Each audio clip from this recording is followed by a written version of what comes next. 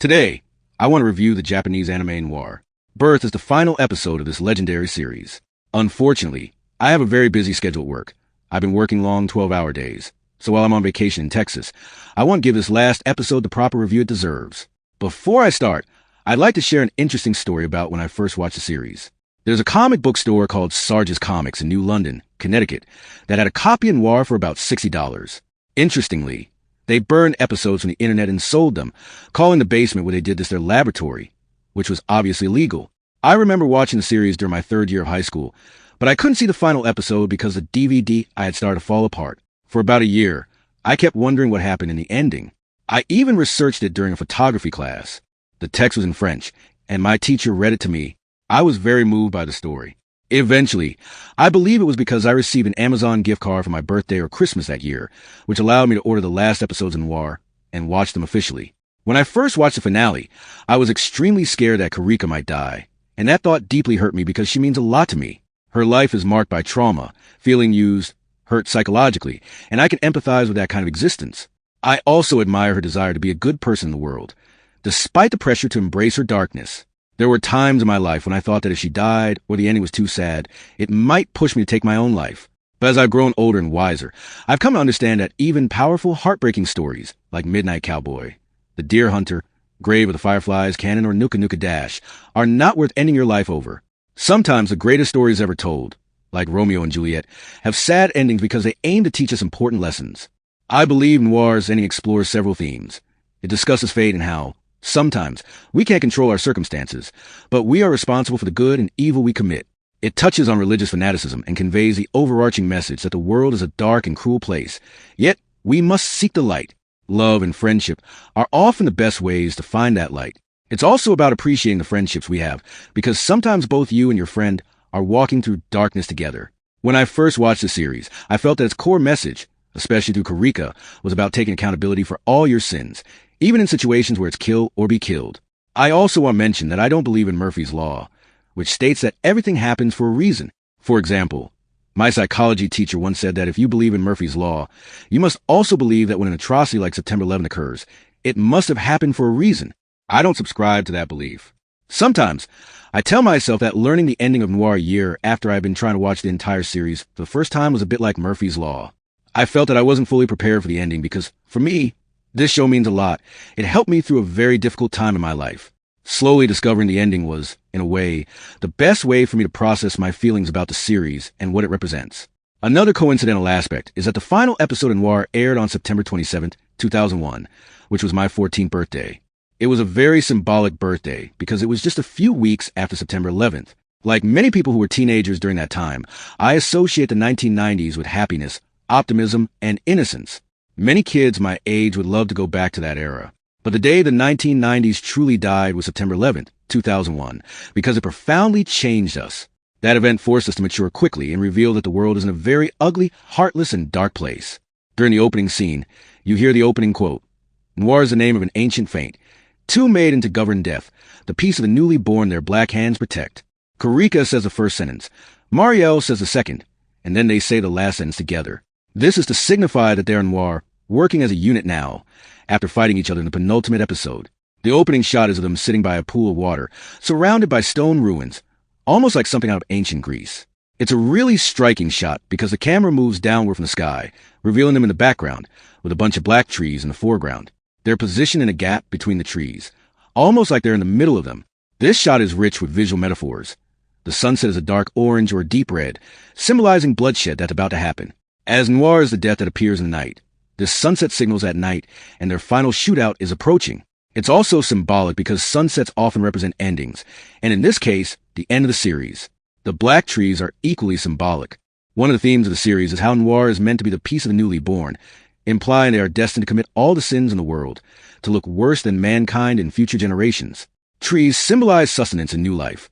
They provide nourishment to children, small animals, and are long-lasting. But the fact that these trees are black signifies darkness. The Soldats believe that Noir's central role is to protect future generations by embodying this darkness. So the darkness in Noir is almost like a nutrient of the world. The shot, with the trees in the background and the characters in the foreground, symbolizes their place in the larger world. Small and insignificant compared to the vast, dark universe of the Soldats. As they talk, Karika is seen bandaging Marielle, which echoes a similar scene from the first episode. This symbolizes how far they've come, how long their journey has been. It's unclear whether days, months, or years have passed, but the emotional weight of their journey makes this series feel like an epic, more of a psychological odyssey. A little later, Karika and Marielle are loading their guns. Marie discusses how throughout history, there have probably been many duos calling themselves Noir, believing they are prophecies of the Soldats, pairs of true Noir that may have existed long before them. She concludes that there are probably many fools like them, just a bunch of fools like you and me. Karika smiles in response, acknowledging that Noir isn't about being a prophecy or a destined figure. It's more situational. There could be future Noir pairs, and perhaps many before them. This adds an intriguing element of mystery. Who will be the next true Noir? Who were the true Noir pairs centuries ago? If you look at the various illustrations in the series' tapestries, lockets, you see two women holding swords, possibly the first true Noir, dating back to around 1,000 years ago, perhaps during the Roman Empire. This idea sparks curiosity about the other true Noir pairs across history. They stand on a cliff overlooking a vineyard, with the setting sun large and orange, casting a glow over everything. In the distance, the vineyard appears almost dead, black and red, blended into shadows because of the sunset. This visual is highly symbolic. The dying plants represent death and bloodshed looming ahead. The scene then cuts to a nun crying out to Altina, telling her that Chloe has died. Altina's smirk suggests she's manipulated Chloe throughout her life, using her as a blood sacrifice for the Soldats. This moment is designed to deepen the audience's hatred for Altina, emphasizing her ruthlessness and cruelty. Karika then asks Marielle, "Are you all right?" Marielle responds, "Yes, I have a little Noir in me," which causes a brief laugh between them. Then she asks, "Are you all right? Because once we go down there, there's no going back." Karika replies, "I ran in the past, but not anymore." This exchange is highly symbolic. The promise is that once they uncover who killed Marielle's parents and resolve the Noir mystery, ultimately killing Altina for sanctioning those murders, Marielle has a right to kill Karika. Killing her was her first assignment, and it remains unfulfilled. This raises the stakes significantly. The moment of levity, laughing or chuckling, then shifts into a serious tone, exemplifying a storytelling technique where a brief comic relief prepares the audience for the heavier, more emotional parts ahead. This shifting tone is reminiscent of Midnight Cowboy. In that film, Joe Buck matures from a cowboy gigolo into someone seeking responsibility and stability. His desire to settle down and care for his sick friend is a moment of hope. Yet, Ratso Rizzo's death before they reach Florida, before Joe can realize that dream, makes the ending heartbreaking. It's a reminder that life often involves loss and trauma, but also that death can symbolize maturity and growth. As we age, we lose loved ones, grandparents, parents, and must continue despite grief. Similarly, Noir employs the structure. Brief moments of happiness and hope are followed by tragedy, which deepens our emotional connection to the characters. Because Noir is a thriller, anticipation runs high. Viewers want Karika and Marielle to survive to the very end. Throughout the episode, they play Yuki Kajura's song Secret Game. "Come to me will never be apart, the sun you see, is me no more pain, no memories remain now, you can play with me, so love me now. You're the one, I give you all the stars, I see the rain is gone. No pain is here my heart. I beg you, all your love, come to me will never be apart, the sun you see, is me no more pain, no memories remain now. You can play all the games with me." I find this song highly symbolic. It sounds like two women singing to each other in a sorrowful voice, almost like Chloe and Karika, yearning for peace or a peaceful moment like their moonlight tea party in episode 11. Their dream was to find happiness and settle down, but that's no longer possible since Chloe has died. The song also alludes to the secret society of Noir, Altina, and the Soldats. They all know their roles and fates, operating within this hidden world. Later in the episode, Altina manipulates the nuns into becoming sacrifices for the Soldats, including herself. Karika and Marielle must confront this darkness, kill everyone at the manor to avenge Marielle's parents, and fulfill a Noir ritual, determining their own futures and perhaps the future of true Noir. The leaders of the Soldats, heading to the manor in a limousine, are also at risk of losing their lives, or witnessing the birth of the next true Noir prophecy. We see the final shootout of the entire series between the nuns and Noir. The nuns pop up out of nowhere in the vineyard shooting at them, creating a tense and chaotic scene. It's very reminiscent of the famous scene in The Godfather, where a character is at the toll booth and suddenly gets gunned down by unseen assailants emerging from out of nowhere. This location for shootout is very interesting, an unusual choice that I give the writers credit for, showcasing their creativity. The shot where Karika and Marielle are walking toward the manor is particularly striking. You see their entire bodies, and if you were filming this, you'd probably need to use a telephoto lens to capture it. It's a style that calls to mind spaghetti westerns like Clint Eastwood scenes or even Kill Bill, where Uma Thurman walks across vast landscapes ready for battle. During this scene, Yuki Kajura's Salva Nos plays in the background. "Lord God, hear us and feel pity, hear us, Lord." Grant us peace and save us from enemies. Save us, God. Lord God, hear us and feel pity. Hear us, Lord. Grant us peace and save us from the enemies. Save us, God. Lord, hear us, Lord. Feel pity, grant us peace, Holy One. Glory, Lord God. Hear us and feel pity, hear us, Lord. Grant us peace and save us from enemies. Save us, God. The lyrics go on, praying for peace and salvation. This song is highly symbolic. It reflects Karika's fragile mental state. She doesn't like killing, and she simultaneously wants to die. She's torn between her desire to uncover her lost memories and her connection to the Noir promise that she's destined to die by Mariel's hand. This scene underscores the power of the song. Karika's march toward what might be her death, carrying the weight of her internal conflict. When they enter the manor, Karika shouts, "Noir is at your door. If you fear the heart of darkness, stand aside." This is very symbolic, referencing Joseph Conrad's Heart of Darkness. It's a mercy, a warning, giving the nuns a chance to stand down before they recklessly challenge Noir and face certain death. Unfortunately, many of the nuns ignore this warning and die fighting, showing their fanaticism and the tragic futility of their resistance. Altina, meanwhile, rises from her study, descending a staircase with candelabra in hand. It's as if she didn't hear Karika's warning, yet she seems to possess a supernatural awareness of what's about to happen. There's a subtle smile on her face, and the candle's reflection in her eye hints at her supernatural ability to foresee the future, an ominous sign of her manipulative power. The shootout begins, and approximately 20 nuns are killed.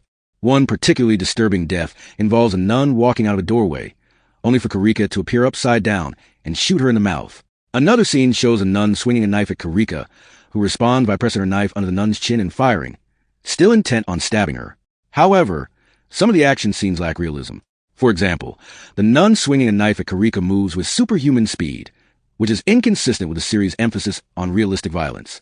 Unlike in Kill Bill or Naruto, where fighting abilities are explained or grounded in logic, these scenes sometimes feel like they're playing the bullshit card, with characters performing impossible feats.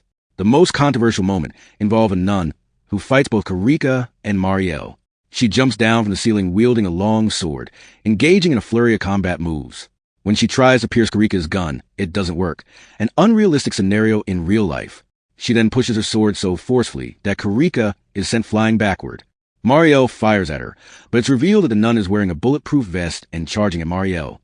You'd expect Mariel to shoot her in the face, where she's unprotected, but instead, Karika throws a throwing knife into her back. This scene is riddled with implausibilities. If someone with a long sword jumps from the ceiling, physics suggests they'd be stunned or unable to move so quickly afterward. Moreover, the series' consistent emphasis on realistic violence makes these exaggerated fight scenes feel out of place. A person wearing a bulletproof vest where somebody is repeatedly shooting them in the same spot wouldn't be effective in real life. Eventually, the bullets might penetrate or stun the attacker, but the scene doesn't reflect this logic. Also, a gun would be destroyed if somebody was to pierce it with a long sword.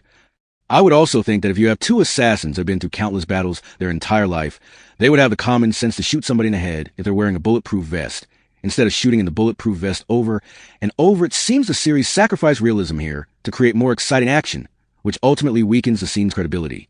After the fight, a nun with an Irish accent speaks to Altina. Altina, meanwhile, speaks in a highly religious and abstract manner, implying that the soldats have lost their way from their original purpose. Unbeknownst to the nuns, Altina foresaw that Chloe and the others would be killed, and she manipulated events accordingly. This theme of religious fanaticism echoes real-world cults like the Branch Davidians or the groups in South Africa who drank poison Kool-Aid, believing they would reach spiritual enlightenment through death. Altina's willingness to sacrifice others for her vision of creating a true Noir demonstrates her sociopathic nature. She cares little for the lives she's ruined or the destruction she causes. Her obsession with finding the next true Noir makes her willing to justify horrific acts, including manipulating people to commit countless bloodsheds, all in the name of some twisted spiritual or ideological purpose. One of the weaker aspects of this episode is how Mariel and Karika fire bullets at Altina, but she manages to dart behind a stone platform. These two assassins have demonstrated incredible precision and killing ability throughout the series. They've killed countless enemies with accuracy and efficiency. Yet, in this scene, they seemingly cannot hit a high priestess with a barrage of bullets, which feels inconsistent and undermines their credibility. It makes the scene look rather silly and breaks immersion. The scene then cuts to Altina's inner thoughts, where she muses that the world is full of suffering, the true Noir is lurking in the shadows, and that their goal is to find the right Noir pair, the perfect balance. Again, this doesn't make much sense within the context, and it feels disconnected from the scene's logic. The series then shifts to Altina's childhood in a war-torn country. The visuals depict destroyed buildings, shadow strewn across the landscape, and bloodstains on the wreckage. If you look closely in the background, you can see bodies lying everywhere. Altina appears emaciated, clutching a small doll, dressed in a purple cloak and dress, clothing reminiscent of religious robes or hoods worn by saints, but in purple. This color choice is significant. During the Middle Ages, purple was a rare, expensive dye associated with royalty, power, and religious authority. Many depictions of Jesus Christ in art feature purple, symbolizing divine authority, and Roman emperors also wore purple to signify their supremacy. Thus, Altina's purple attire hints at her association with divine or royal power, foreshadowing her later role as a high priestess. A heavily implied backstory unfolds, revealing that Altina was likely assaulted by a soldier. The scene is laden with symbolism. She drops her doll, which the soldier steps on at the crotch area, symbolically where her innocence was violated. You hear the creaking of the bed as the soldier gets into bed with her, and the shimmer of his metal gun, which reflects a white shine, symbolic of ejaculation after sex. Altina then utters the line, "If love can kill people, surely hate can save." This statement encapsulates her twisted psyche. Her trauma has profoundly shaped her worldview, turning her into someone who believes that hate, rather than love, holds the power to save or destroy. This is part why I believe Noir is a great series. It has the potential to be even better and more memorable if Altina's character was more deeply developed. Her trauma, her psychological evolution, and how her sexual assault shaped her mental state could have been explored in greater detail. For example, in my own life, I have a friend who was sexually abused as a child, leading to issues like eating disorders and intense guilt. To craft a compelling story about that, you need to show how the trauma changed that person over time. We don't see that level of depth with Altina, which feels like a missed opportunity. In my life, I also experienced sexually inappropriate behavior from my older brother, who was only a few years older, and my father would sometimes slap me on the butt and chuckle. I grew up witnessing domestic violence and violence in my family, which deeply impacted my psychology. It made me feel as if my boundaries didn't matter, and when my family got angry or out of control, justification often followed, almost as if bad behavior was excused if we could rationalize it. I learned that when people say, "I was having a bad day," or "you really upset me," those become get-out-of-jail-free cards, ways to justify hurtful actions. For a long time, I justified my own bad behavior, blaming my mental state, until I saw a therapist who helped me realize that accountability is crucial. That twisting of personal responsibility, turning victimhood into an excuse, is something many people do. I could go into much greater detail, writing a memoir about how these experiences changed me, how I learned to take responsibility, and how I've worked to heal.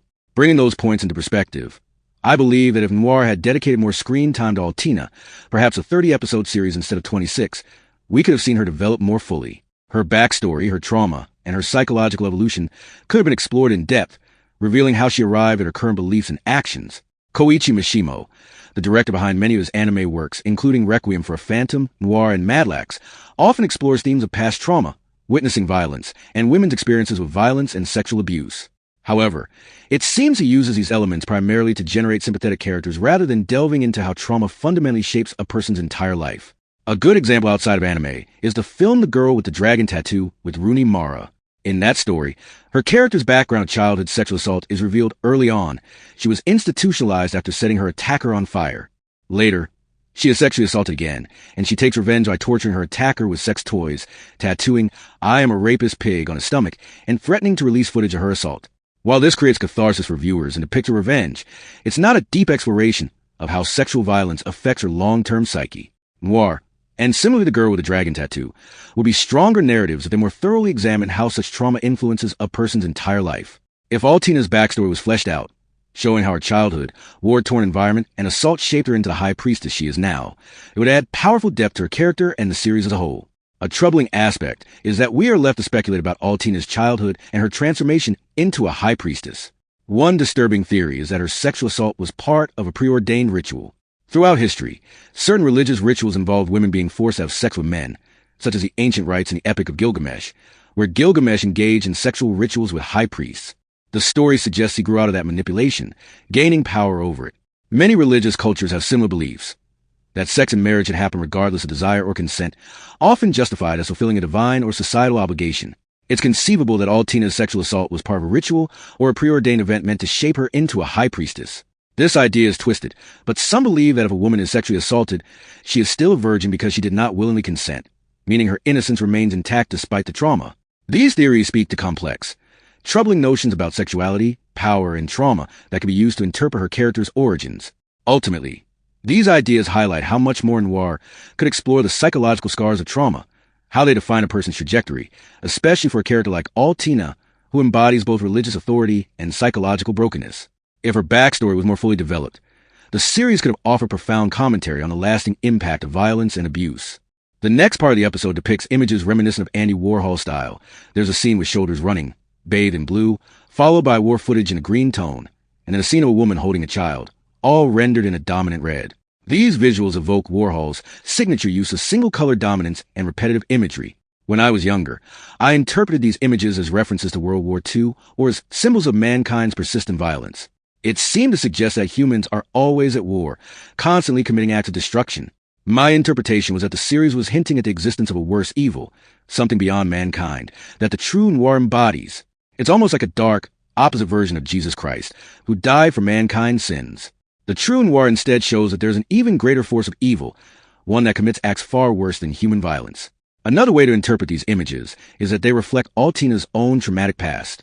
The war footage and fiery imagery could symbolize her childhood in a war-torn country, her parents likely killed while protecting her, and the subsequent violence and sexual assault she endured. These visuals might be a reflection of her personal history, hinting at the horrors she experienced and how they shaped her into the person she is. The series also reminds me of Neon Genesis Evangelion and other anime that keep viewers guessing about the true meaning behind such symbolic imagery. While I appreciate the artistry, I sometimes find myself confused, wanting clearer answers about whether these visuals are references to the impact of Noir on the world or if they relate specifically to Altina's past. I wish there was more clarity, as the ambiguity can be frustrating. Later, Karika and Mario go down into a basement where they meet Altina. It's here that another questionable moment occurs. Altina's hair begins to flow as if a supernatural wind is swirling around her, an indication that she's either in control of some mystical force or is about to do something extraordinary. Their task is to push her into a lava pit, where she stands just behind it. While I understand she's trying to be a religious sacrifice, I dislike the line where she describes this as her most dangerous trial. Sending her into a lava pit, an obstacle more fitting for a video game like Super Mario Bros., where Bowser is sent into lava, is absurd. Does Altina think she's Bowser? It feels like a parody rather than a serious climax. As they converse, Karika asks Altina, "There's been so much death, what purpose does that serve?" Altina responds in a cold, nihilistic tone. Once again, we see that Karika and Mario respond to death with grief, heartbreak, and a sense of tragedy. They see every life lost as meaningful, something lost forever, while Altina views death as a tool, a necessary part of her religious fanaticism. She escapes her feelings through this twisted belief system, justifying her actions as part of some divine plan. This dynamic encapsulates a core theme of Noir, the contrast between trauma responses. Karika and Mario mourn and see the tragic loss of life as senseless and heartbreaking, acknowledging the pain and meaning behind each death. Altina, however, dismisses personal grief, instead framing all death as serving a higher, religious purpose, an act of devotion or sacrifice. Her fanaticism reflects how trauma can lead to a complete loss of humanity, where manipulation and justification become shields against confronting inner pain. At one point, Mario tells Altina that it's not worth soiling a bullet to kill her, implying that her life isn't worth the effort or violence. Suddenly, Altina shoots Mario in the arm. I believe her intent is to provoke her opponents into killing her, fulfilling some twisted prophecy or religious fantasy, almost like a sacrificial victim seeking martyrdom. It's tragic, because Altina's entire life seems to have been dedicated to this role. Her purpose is to be a sacrifice, perhaps because she believes that's her destiny or a way of atoning for past sins. This scene also raises complex psychological questions. In some psychological theories, particularly those influenced by Carl Jung, people who have experienced sexual violence often retreat into metaphors or distorted fantasies.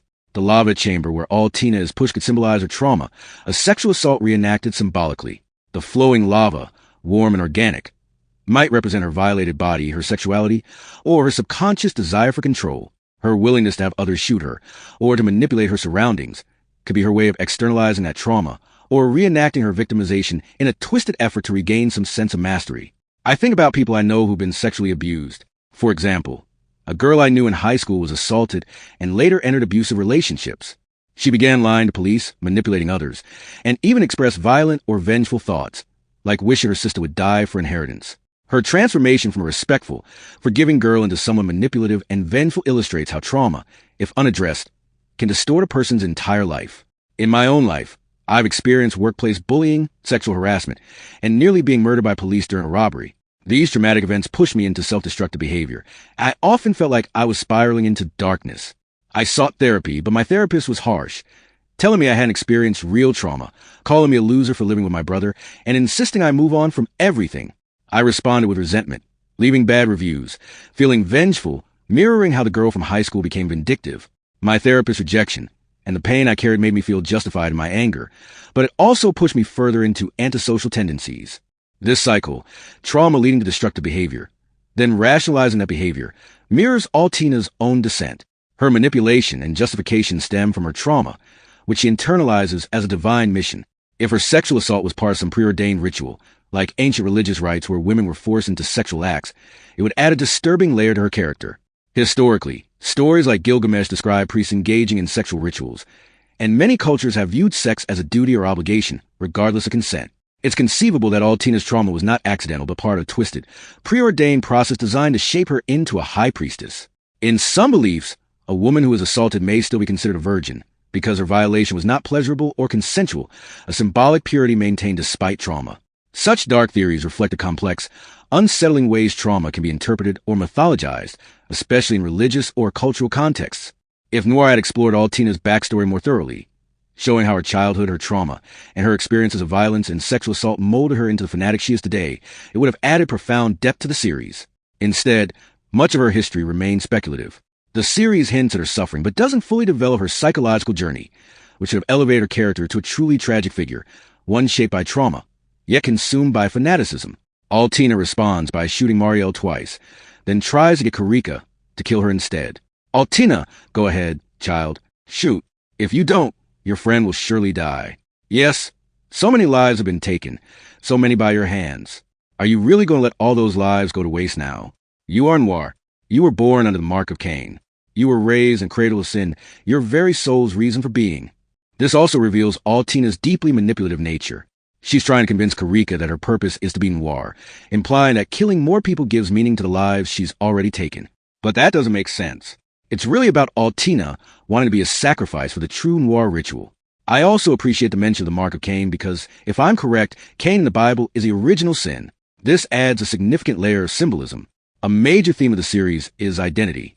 Karika doesn't have a clear sense of who she is, and Altina is trying to impose her own identity as the true Noir, a heartless killer.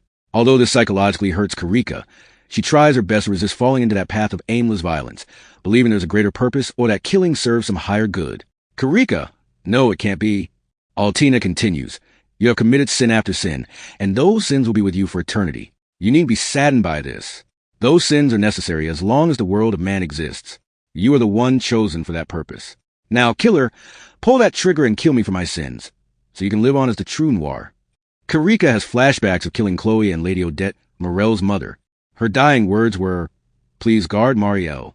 Altina fires her final bullet at Mariel. Both are shocked when Karika dives in front of her, taking the bullet from Mariel. I hear a voice in my head screaming, no, because I don't want to see Karika die. This saddens Altina. I think it's because she and Mariel believe Karika is dead, that her purpose was to die at this moment. Altina desperately wants this to happen to fulfill some prophecy, and she's eager for Karika to play the role of killing her. It reveals how sociopathic Altina's thinking is. Karika responds, our hands may indeed be black, and perhaps our sins may never vanish. My sins are Ymira Karika's, not Noir's, because we are not what you think we are. These are powerful lines because they showcase the core protagonist-antagonist dynamic. Altina believed that religion is a tool to control fate, to serve a higher purpose, and to make others feel they have a higher calling, even if it involves terrible acts. Her past trauma, like her sexual assault, influences her worldview. She concluded that if love can kill, then maybe her suffering was destined. Fate. Now, she tries to impose that ideology on Mariel and Karika. What Karika says is that she is responsible for her own actions. She's accountable for her sins, Ymira Karika's sins, rather than some preordained fate. Altina doesn't understand that nothing in the world is preordained, and even religious beliefs can't determine outcomes or psychological truths. The world doesn't follow a religious script, which means Altina's beliefs are flawed. Karika then rams Altina into the magma chamber. There's a questionable moment where Karika holds onto Altina's body, and somehow Mariel manages to reach down, possibly 6 feet, to grab Karika's arm. When Altina drops into the magma, I believe magma would spit and splash due to the temperature contrast. Let go, Mariel. Let go, Karika says. Karika, I am begging you. Please. Mariel pleads, tears in her eyes, with a fiery glow reflecting in her yellow eyes. Karika tears up too. They grasp each other's wrists, and Marielle pulls her out of the lava. If I could cry, I'd be tearing up as well, like I call it, invisible tears. They walk out of the manor, where 5 Soldat leaders await. Interestingly, these 5 could symbolize the 5 points of the pentagram, a symbol often associated with sacrilege, which acts as a visual metaphor for the Soldats, and Altina's religious beliefs being profane. They appear in a dark forest. If I remember Dante's Inferno, the entrance to hell is in a dark forest, with Dante and Virgil navigating through darkness. When I see Marielle and Karika walking at the end, it's reminiscent of them journeying through a shadowed, hellish world. It's a dark metaphor. They move from the magma chamber, symbolic of hell, into the real world, which may also be a version of hell. Perhaps the question is, which is worse, the actual hell or the living hell of this world? One of the Soldat members says, "It is Noir." Karika and Mario respond, "Noir is just a name, and you'll stand aside if you fear the heart of darkness." Another member asks, "So what do you intend to do now?" This is by no means the end. Mario replies, "Who can protect the future? We will live our lives as we see fit." This echoes a core premise. The future is unpredictable. There's no predetermined destiny. People may try to manipulate or believe in prophecies, but ultimately, we are responsible for our actions, whether we kill or are killed. He continues, "In the end, the world we live in is full of lies and darkness." Mario counters, "And that is why we seek the light." He responds with a smile. I think these final lines are very fitting because they emphasize that no matter the hardships, traumas, or circumstances, especially those beyond our control, we must seek the light amid darkness. Life goes through eras of happiness and suffering, sometimes decades of hardship, sometimes decades of joy. For me, I wasn't truly happy until I turned 34, but I've learned that making my life better, believing I deserve happiness, and treating myself and others well can move me forward. Similarly, Marielle and the series suggest that life is inherently dark. It's challenging. We must persevere through difficulties, seek hope, and create meaning. The series ends with them walking into a dark forest, symbolically similar to Dante's Inferno, searching for the entrance to hell. It's a powerful visual metaphor. As they speak, their voices echo, almost as if from a spiritual plane. They're glowing slightly, hinting they might be prophetic or speaking from their souls. This suggests they know who they are at a fundamental level, returning into the darkness of their world. The scene where their bodies vanish into darkness and the world disappears behind them beautifully symbolizes living in a dark world, yet choosing to face it with resolve. The final shot shows a locket on cracked stone with a gunshot sound, signifying they return to Paris, likely preparing for another mission. It's a bittersweet ending. They're destined to live as assassins, taking on missions until someone is sent to hunt them down, like a cycle of kings and usurpers in warrior cultures. Yet, they are psychologically free. They don't believe in prophecies or think they're inherently evil. They accept that life simply happens to them, and they take responsibility for who they are. That's the central theme of this anime. Watching it makes me feel a little nauseous. If I still could cry, I would. It's more than sadness. It's like attending a funeral for characters I love, witnessing their end, as if I'm seeing loved ones buried under dirt. This is a truly powerful anime, a masterful blend of thriller and emotional depth. If it can make someone care about 2 characters who are just drawings, after nearly 25 years, it remains eternally beautiful and impactful. Overall, the last episode of Noir is very emotionally powerful and provides a fitting conclusion to the series.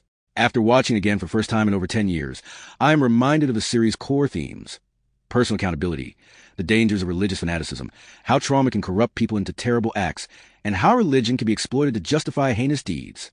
It ultimately highlights that believing in destiny or fate doesn't guarantee things will go your way.